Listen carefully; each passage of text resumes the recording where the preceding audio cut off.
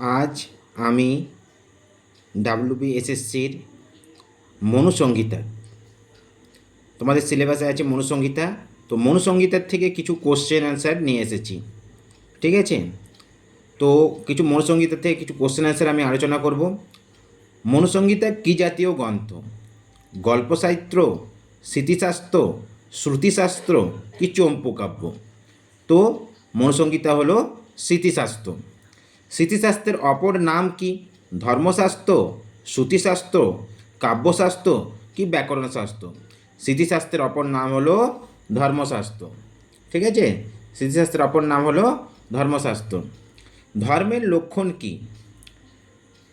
খুব important question. ধর্মের লক্ষণ কি? প্রেরণার ধর্ম, ঈশ্বর বিশ্বাস ধর্ম, তাড়নার ধর্ম কি ধারণার ধর্ম? তো অপশন ডি, ধারণার ধর্ম। মনুসংহিতার রচয়িতা কে? পরাশর, বশিষ্ঠ কি বৈবস্বত মনু কি বিষ্ণু? তো তোমরা সবাই জানো মনুসংহিতার রচয়িতা হলেন বৈবস্বত মনু, তার থেকেই এটার নাম হয়েছে মনুসংহিতা।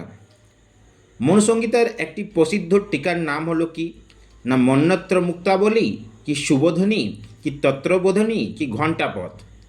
তো মনুসংহিতার একটি প্রসিদ্ধ টিকাকার হলেন মন্বত্র মুক্তাবলী। একটি প্রসিদ্ধ টিকা হলো মন্বত্র মুক্তাবলী।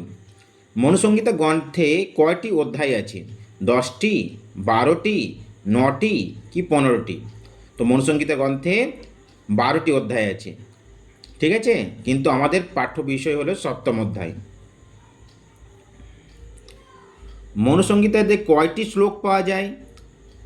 2000, 1504, 2694 কি 3594? তো মনুসংহিতার শ্লোক পাওয়া যায় 2694টি। Option C. মনুসংহিতার প্রথম অধ্যায়ের নাম কি? সৃষ্টি প্রকরণ, সমাজনীতি, রাষ্ট্রনীতি কি রাজধর্ম? তো মনুসংহিতার প্রথম অধ্যায়ের নাম হলো সৃষ্টি প্রকরণ। রাজধর্ম মনুসংহিতার কোন অধ্যায় বর্ণিত আছে? বহুত ইম্পর্টেন্ট কোশ্চেন। পঞ্চম অধ্যায়, সপ্তম অধ্যায়, নবম অধ্যায় কি ষষ্ঠ অধ্যায়?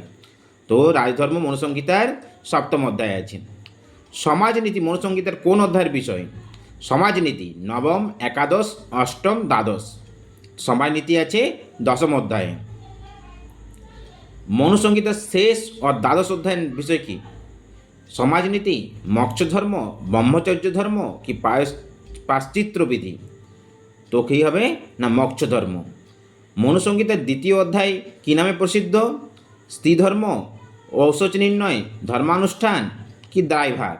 তো মনুসংহিতার দ্বিতীয় অধ্যায় ধর্মানুষ্ঠান নামে প্রসিদ্ধ।